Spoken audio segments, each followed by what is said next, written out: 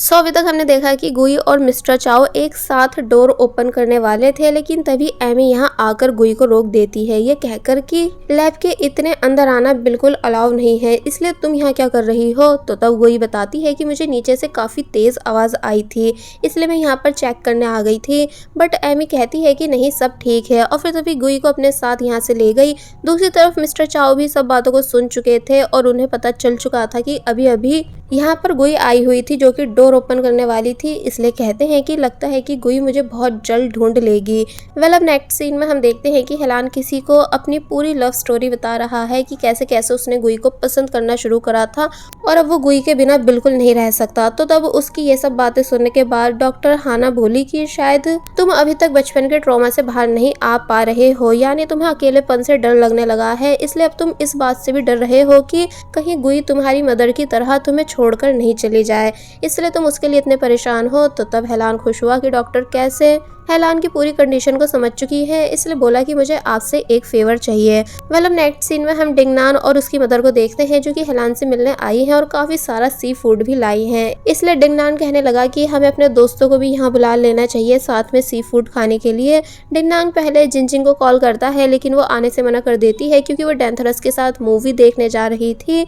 डिंगनान ने अब यूचेन को कॉल की, बट वो भी आने से मना कर देता है क्योंकि लास्ट टाइम उसकी हेलान से फाइट हुई थी। तो तब डिंगनान परेशान हुआ कि कोई भी आ क्यों नहीं रहा है। फिर वो गुई को कॉल करता है जो कि वो भी आने से मना कर रही होती है, लेकिन तभी हेलान ने मोबाइल लिया और गुई से बोला कि जल्दी से आ जाओ क्योंकि मैं तुम्हारा इंतजार कर रहा हूँ एक इम्पॉर्टेंट बात करने के लिए, और फिर तभी कॉल कट कर देता है। नेक्स्ट सीन में हम देखते हैं कि हेलान के बुलाने पर गुई हेलान से मिलने उसके घर जा रही है, जिसे रोकने की यूचेन ने बहुत कोशिश करी कि क्या तुम पागल हो चुकी हो, मतलब मैं तुम्हारे लिए वहाँ लड़कर आया हूँ और तुम इजीली हेलान को माफ करके उससे मिलने जा रही हो, प्लीज मत जाओ, वो फिर से तुम्हें हर्ट कर सकता है। बट गुई यूचेन की एक नहीं सुनती बल्कि हेलान से मिलने उसके घर चली जाती है। अब हम इन तीनों को साथ में देखते हैं जहां डिंगनान बोला कि गुई के कोमा से जागने के बाद ये पहली बार है जब हम तीनों साथ में कुछ खाने वाले हैं। फिर बताने लगा कि हेलान गुई को कितना ज़्यादा मिस करता था जब गुई कोमा में थी। तो तब गुई ध्यान से इन सभी बातों को सुन रही होती है। डिंगनान ने यह भी बताया कि वो आगे की स्टडी करने यूएस जा रहा है, इसलिए वो सभी को काफ़ी मिस करेगा। क्या तभी डिंगनान की मदर भी यहाँ आ जाती हैं और वही वाली डॉक्टर भी, मतलब डॉक्टर हाना, जिनका इंट्रोडक्शन हेलान ने सभी को ये दिया कि ये मेरी बड़ी सिस्टर हैं, यानी किसी को बताता नहीं कि ये डॉक्टर हैं। डॉक्टर हाना गुई के सामने बैठी और नॉन स्टॉप काफी सारे क्वेश्चन करना शुरू कर देती हैं कि मैंने तुम्हारे बारे में हेलान से काफी सुन रखा है, मुझे ये बताओ कि तुम इतनी स्ट्रॉन्ग कैसे हो जबकि तुम तो बस इतना सा खाना खाती हो, और स्टडी क्या तुम रोज प्रैक्टिस करती हो, यानी तुम इतनी स्टडी में अच्छी कैसे हो, और भी पता नहीं क्या क्या क्वेश्चंस। गुई को ये सब बातें काफ़ी स्ट्रेंज तो लग रही होती हैं, लेकिन वो तब भी आराम से सभी क्वेश्चंस के आंसर दे रही थी, लेकिन डिंगनान को काफ़ी अजीब लगा, इसलिए वो डॉक्टर को बीच में टोकते हुए बोला कि आप तो ऐसे सवाल कर रही हो जैसे हेलान के लिए लड़की पसंद करने आई हो। तो तब वो हंसने लगती हैं कि तभी अचानक हेलान के प्रोफेसर भी यहाँ आ जाते हैं जिनको डिंगनान ने इनवाइट करा था, इसलिए हेलान हैरान हुआ क्योंकि उसे इस बारे में नहीं पता था कि प्रोफेसर भी आज आने वाले हैं। फिर बस होना क्या था वही हुआ जिसका डर था, यानी प्रोफेसर ने बता दिया कि ये डॉक्टर हाना है, चाइना की सबसे फेमस डॉक्टर, और तुम हेलान की वही कोमा वाली दोस्त हो ना। कोई नहीं, अब ये डॉक्टर तुम्हें एकदम ठीक कर देंगी। सभी लोग शॉक रह गए प्रोफेसर की इस बात को सुनकर, क्योंकि हेलान तो डॉक्टर को अपनी सिस्टर बता रहा था। गुई काफ़ी ज़्यादा हर्ट हुई और फिर बोली कि अगर फ्यूचर में मुझे कभी कोई बीमारी हुई तो मैं आपसे कांटेक्ट ज़रूर करूंगी। शायद इसलिए हेलान ने मुझे यहाँ बुलाया था क्योंकि इसे लगता है कि मैं नॉर्मल नहीं हूँ बल्कि बीमार हूँ। डॉक्टर कहती हैं कि हेलान को तुम्हारी फिक्र है, इसलिए वो ये सब कर रहा है सिर्फ ये जानने के लिए कि अगर तुम थोड़ी सी मेंटली इल हो या तुम्हारी मेमोरीज जा चुकी हैं तो मैं तुम्हारी मदद कर सकूँ। गुई कहती है कि नहीं, फिलहाल मैं एकदम ठीक हूँ, इसलिए आप और हेलान मेरी फिक्र मत कीजिए, और फिर तभी गुस्से में उठकर यहाँ से चली जाती है। गुई के जाने के बाद डिंगनान हेलान को डांटता है कि इस बार तो तुमने लाइन क्रॉस कर दी, यानी तुम गुई के साथ ऐसा कैसे कर सकते हो।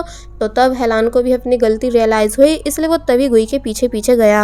अब हम हेलान को देखते हैं जो कि गुई को रोकता है और बोला कि सॉरी, मैंने जो सब करा वो गलत था। तो तब गुई बोलती है इट्स ओके, मैं नाराज नहीं हूँ, बल्कि अच्छा है, अब फ्यूचर में प्रॉब्लम होने पर मैं उन डॉक्टर से कांटेक्ट कर लूंगी। तो तब हेलान कहता है कि यही तो बात है कि तुम नॉर्मल रहती हो, तुम्हें मतलब कोई फर्क पड़ता ही नहीं है, जबकि इस टाइम तुम्हें मुझ पर गुस्सा होना चाहिए था।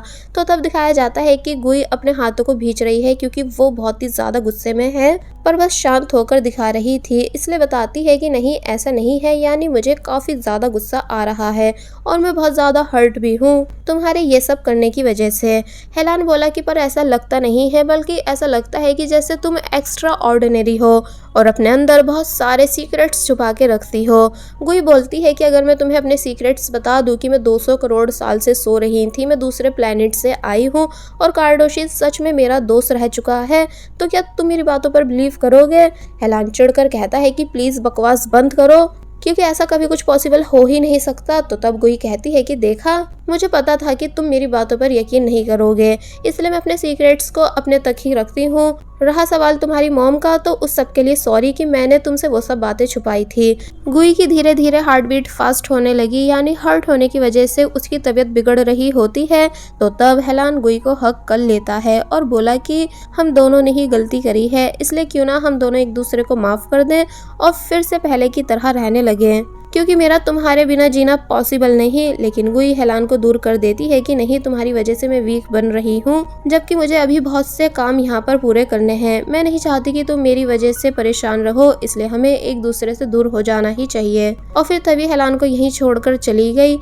अब हम रात में यूचैन को देखते हैं, जिसे गुई ने सब बता दिया है। तो तब यूचैन बहुत ही ज़्यादा गुस्सा कर रहा था कि ये हेलान का बच्चा, मुझे पहले पता था कि इसने किसी मकसद से तुम्हें अपने घर बुलाया है। अरे क्या हुआ अगर तुम सिख लगती हो या तुम्हें कोई भी प्रॉब्लम है? अगर मैं उसकी जगह होता तो तुम भले ही एक एनिमल की सोल क्यों नहीं होती, या डायनासोर क्यों नहीं होती, या भूत ही क्यों नहीं होती, मैं तब भी तुम्हें पसंद करता। गुई हैरानी से यूचैन को देखने लगी। तो तब वो बोलता है कि मेरा मतलब है कि एज ए भाई तुम्हें पसंद करता और हमेशा तुम्हारी ही साइड रहता, जैसे कि अब हूँ। तो तब गुई कहती है कि कोई बात नहीं, हेलान का ये सब सोचना भी ठीक है, क्योंकि वाकई मेरे बहुत सारे सीक्रेट्स हैं जो मैं उसे बता नहीं सकती हूँ, इसलिए मेरा उसकी लाइफ से चले जाना ही बेटर है। और फिर अब बाद में दिखाया जाता है कि गुई इन्हीं सभी बातों को और अपनी फीलिंग्स को रिकॉर्ड कर रही है कि कैसे अब वो प्यार को अच्छे से समझ चुकी है, इसलिए वो हर्ट भी रहने लगी है, पर अब वो हेलान से दूर हो जाएगी।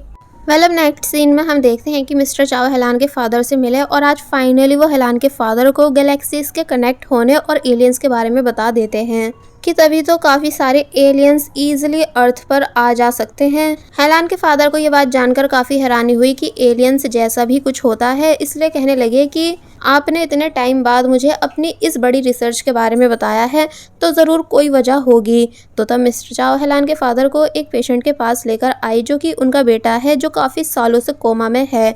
मिस्टर चाओ बताने लगते हैं कि मेरे बेटे को ऐसी इलनेस है जिसका कोई इलाज नहीं, इसलिए मैंने काफ़ी सारी रिसर्च की, फिर मुझे मेंटल पावर के बारे में पता चला, जिससे कि मैं अपने बेटे को ठीक कर सकता हूँ।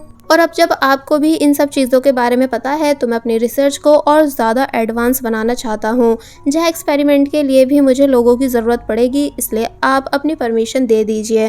तो तब हेलान के फादर इस बात के लिए मान गए। अब नेक्स्ट सीन में हम हेलान को देखते हैं, जो कि गुई के फ़ोटो देख रहा है और सब बातों को याद करने लगा, यानी अब तक उसको जिसने जो भी कुछ इन्फॉर्मेशन दी है गुई के बारे में, उन सब को सोचकर वो इस डिसीजन पर आता है कि गुई बाई हेल्थ एकदम ठीक है, बस समुंदर से बाहर आने के बाद उसकी पर्सनैलिटी चेंज हो चुकी है। तो वहीं दूसरी तरफ गुई, जो कि सो रही थी, कि तभी उसे एक ड्रीम आया कि जैसे वो हेलान के साथ अम्यूजमेंट पार्क में एंजॉय कर रही है, लेकिन तभी डेंथरस आया और बताने लगा कि हमारे प्लेनेट का डोर ओपन हो चुका है, इसलिए अभी चलो मेरे साथ। तो तब गुई उस टाइम काफ़ी ज़्यादा कंफ्यूज हो जाती है, क्योंकि एक साइड गुई के दोस्त, उसकी फैमिली, हेलान, ये सब हैं जो कि उसे रोक रहे हैं, तो वहीं डेंथरस उससे वापस चलने के लिए बोल रहा है, क्योंकि थोड़ी देर में डोर क्लोज हो जाएगा। कि तभी अचानक सब लोग डिसअपेयर होने लग जाते हैं, जो बात गुई को बिल्कुल समझ नहीं आई, और इस वजह से गुई ड्रीम में काफ़ी ज़्यादा परेशान हो रही थी और फिर तभी चौंक कर उठ जाती है। अब नेक्स्ट सीन में हमें फिर से मिस्टर चाओ दिखाए गए, जो कि ज़बरदस्ती एक लड़के और लड़की के मेंटल पावर का इंजेक्शन इंजेक्ट कर देते हैं। ये काफ़ी अलग तरह की मेंटल पावर थी, जिसे अलग अलग एलियंस की मेंटल पावर को मिलाकर मिस्टर चाओ ने बनाया है। फिर तभी उन दोनों की आईज रेड हो जाती है, कि जैसे अब वो इंसान नहीं रहे हो, बल्कि मॉन्स्टर या ज़ॉम्बीज बन चुके हो। वो पहले मिस्टर चाओ पर अटैक करते हैं, पर अब क्योंकि मिस्टर चाओ पर गुई की पावर का असर अभी तक था, इसलिए उन्होंने उन्हें कुछ नहीं करा, बल्कि वो दोनों यहाँ से भाग गए, जो सब देखकर मिस्टर चाओ काफ़ी बुरी तरह डर चुके थे।